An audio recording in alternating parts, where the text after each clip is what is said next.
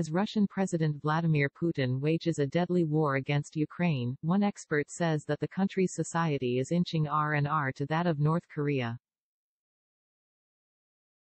Putin took a number of actions cracking down on dissent in Russia, jailing people who protest against the war, and even journalists who report facts on what their government is doing in Ukraine.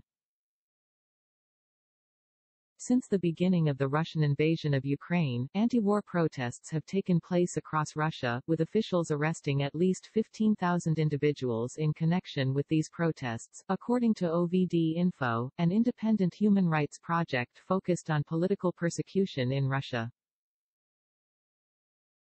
Putin also signed a law on March 4 that aims to punish journalists with prison time for publishing news that contradicts the government's statements about Russia's war in Ukraine.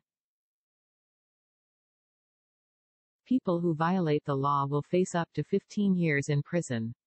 Rebecca Koffler, a former Defense Intelligence Agency officer and author of Putin's Playbook, Russia's Secret Plan to Defeat America, told Fox News Digital that the government's attitude toward free speech is shifting to that of North Korea. Specifically, she cited Putin's speech on March 17. He called on the Russian people to call out the traitors, the fifth column. Obviously anyone who speaks out against the war will be punished, Koffler said. Putin hosted a massive pro-war rally on Friday, with thousands of people in attendance. Koffler said that the people attending these kinds of rallies are often not there on their own free will, and said there's an implicit pressure to attend. We have these parades, demonstrations, we were just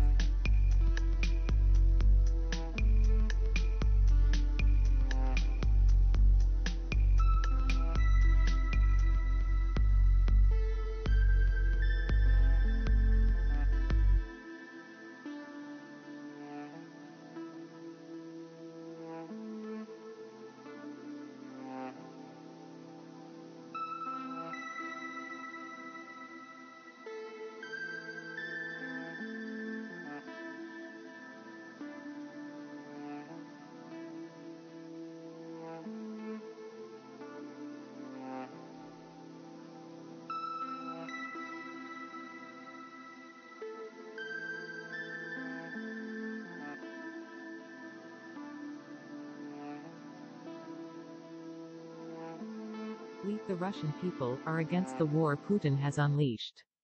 We don't support this war, it is being waged not on our behalf, Litvinovich said. I know that right now many of you feel desperation, helplessness, shame over Vladimir Putin's attack on the friendly nation of Ukraine. But I urge you not to despair. She was arrested shortly after uploading the video to Facebook. Tatiana Yuzmanova, an anti-war activist in Russia, asked Ukrainians for forgiveness after Putin's announcement that Russia would invade Ukraine on Feb. 24, saying our confrontation with these Ukrainian forces is inevitable. I want to ask Ukrainians for forgiveness. We didn't vote for those who unleashed the war, she said. The country has also begun limiting access to information, as it has blocked Twitter and Facebook from the country. Koffler believes that Putin will continue to attempt to limit the flow of information coming from the West, as well.